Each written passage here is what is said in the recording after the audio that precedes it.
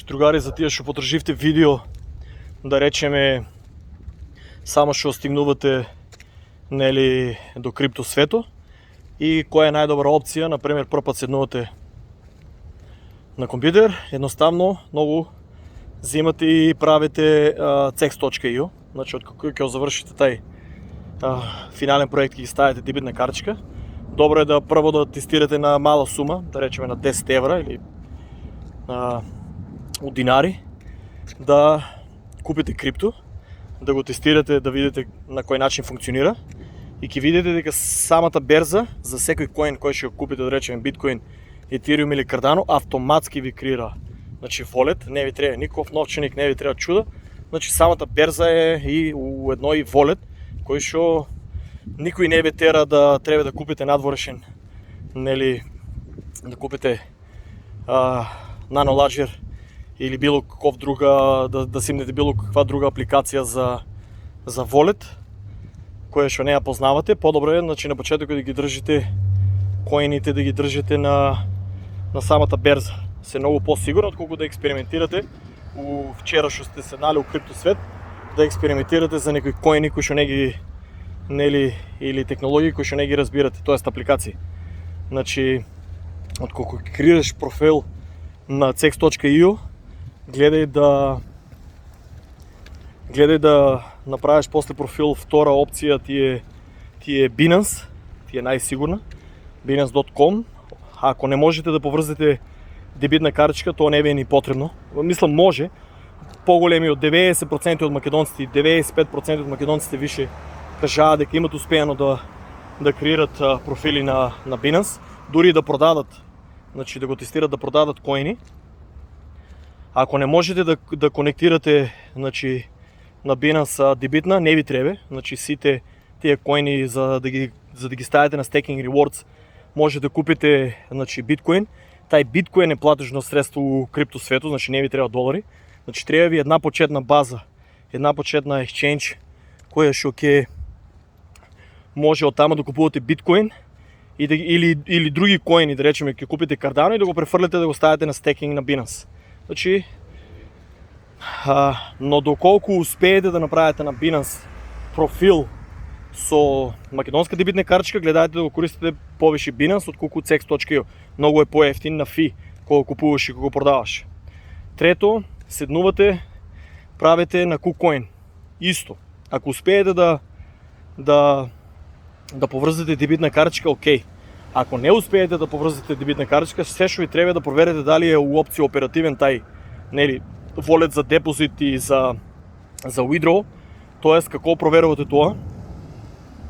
Значи, проверувате у settings дали ги имате унесено сите тия документи и така ќе знаете дека сте одобрени.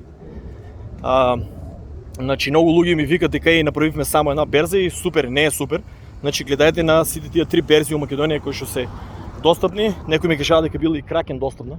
Исто и на Кракен. Гледајте на што повише берзи да направите профили, заради тоа што, како што гледате пример у Англија, ако забранат една берза, значи секојаш ќе имате вие 3-4 опции од други берзи каде што ќе можете да си ги префрлите коините. Не паничете ако да речем Македонија најава дека ќе затварат Binance или KuCoin. Значи ќе можете сите коини да ги држите на Cex или на Kraken или на некоја друга берза која што ќе пуштат. Значи имате доволно време да ги извадите тие коини, а дури имате опција со VPN да не ги вадите, можете да ставите држава друга, например Србија или Бугарија, која што не има блокирано Binance. Значи вие можете да се логирате со VPN на вашиот акаунт, Binance или KuCoin или Cex, да речеме, можете се логирате од Македонија со VPN, да ставите од било која држава што ги поддржува самите берзи. Друго, кога ќе префрлувате, многу луѓе за глава од тај сектор, кога ќе префрлувате, јас не ми се правя степ бај степ, значи видео на македонски како да се направи тоа, затоа што тие берзи се на англиски, сакам да се научите сами, да истражите, да не бидете мрзливи, не е само бебиситер да ви биде некој. Значи учете се да ги истражите тие работи со помала сума. Взимаш $10, префрлуваш од cex.io на Binance или од Binance на KuCoin да го тестирате тај волет. За колку време ќе ги префрле, за да не паничите после. Има луѓе прв пат седнува на крипто, земал за $5000 биткоин на на CEX и пробва да ги прехвърля на Binance или от Binance да ги прехвърля на KuCoin и чека тамо со сати, дури един ден може да се чека некој биткоин да се прехвърля и паничите. Значи ако точно сте копирали адресата, нема шо да паничите, тия пари ќе стигнат, имате си у блокчейн система, ќе видите, имате си и тия транзакции се следат.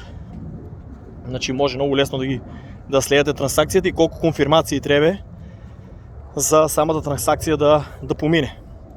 Значи, опозицията излегна и исто ви потвърди дека унимната програма е крипто, така да можем да ви кажем дека може слободно да вземете да трупате крипто за парите, што не ви требат. Значи за 4 години дефинитивно ќе ви се изплате влогу крипто Македонија, кога гледате дека и самата опозиција нуди опција крипто. УЈП више има ставено закон, тоа ќе имам нели гостин, али тоа е, значи да ви биде база почетна, да следите кај мене видеото, да следите групата, ставете ја да ви стигнуват известувања. Значи треба да внимавам, може некој ме сгази. Значи треба да ставите известување да ви стигнува информација од самата група. Исто и subscribe може да отидете на YouTube. Не се учете само од мене да вземате информација, значи ако пласирам некоја информација, имате уште милиарда други видеа, ја тоа го преземам од интернет, не го измислам, че имате уште милиарда други видеа, да се научите, ако уложите виши пари у крипто, треба да знаете дека секој ден треба минимум неколку сати да следите информации за берзи, за апдейт и за коини. Значи тоа не е само да купите и да забравяте на крипто.